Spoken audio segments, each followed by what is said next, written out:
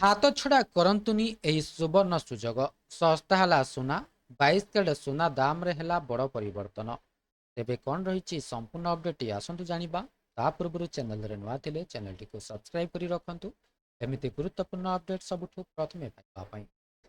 ଯଦି ଆପଣ ଆଜି ସୁନା ଏବଂ ରୂପା ଅଳଙ୍କାର କିଣିବା ପାଇଁ କିମ୍ବା ନିବେଶ କରିବାକୁ ଚାହୁଁଛନ୍ତି, ତେବେ ଆପଣଙ୍କ ପାଇଁ ଭଲ ଖବର ଅଛି। ଆଜି 28 ଏପ୍ରିଲ 2026ରେ ସୁନା ଏବଂ ରୂପା ମୂଲ୍ୟରେ ସାମାନ୍ୟ ହ୍ରାସ ଦେଖାଯାଉଛି। ସପ୍ତାହର ଆରମ୍ଭରେ ବଜାର ତୁଳନାତ୍ମକ ଭାବରେ ଶାନ୍ତ ଅଛି ଏବଂ ନିକଟରେ ଗୁରୁତ୍ୱପୂର୍ଣ୍ଣ ହ୍ରାସ ହୋଇପାରେ। ମୂଲ୍ୟ ସ୍ଥିର ରହୁଥିବା ପରି ମନେ ହେଉଛି, ତଥାପି ଆମେ ଆପଣଙ୍କୁ କହି ରଖୁଛୁ ଯେ ଏଠାରେ ଦିଆଯାଇଥିବା ହାରଗୁଡ଼ିକ ପୂର୍ବ ବନ୍ଦ ଏବଂ ଆଜିର ଆରମ୍ଭ ଧାରା ଉପରେ ଆଧାରିତ। ତେବେ ସୁନା ଦରରେ କ'ଣ ପରିବର୍ତ୍ତନ ଆସିଛି?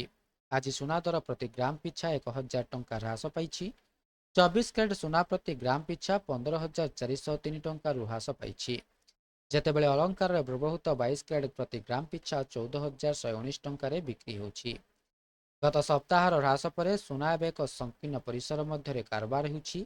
ବିଶେଷଜ୍ଞମାନେ ବିଶ୍ୱାସ କରନ୍ତି ଯେ ଏହି ସମୟରେ ମୂଲ୍ୟରେ ଗୁରୁତ୍ୱପୂର୍ଣ୍ଣ ବୃଦ୍ଧି ସମ୍ଭାବନା କମ୍ ଅଟେ।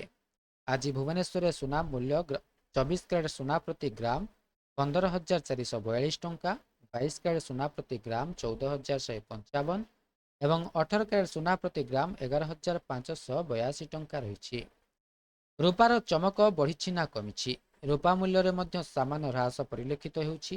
ଆଜି ରୂପା ମୂଲ୍ୟ ପ୍ରତି ଗ୍ରାମ ପିଛା 100 ଟଙ୍କା ହ୍ରାସ ପାଇଛି। ଏହା 2,69,900 ଟଙ୍କାରେ ପହଞ୍ଚିଛି। ଗୋଟିଏ ଗ୍ରାମ ରୂପା କିଣିବା ପାଇଁ ଆପଣଙ୍କୁ 2,069 ଟଙ୍କା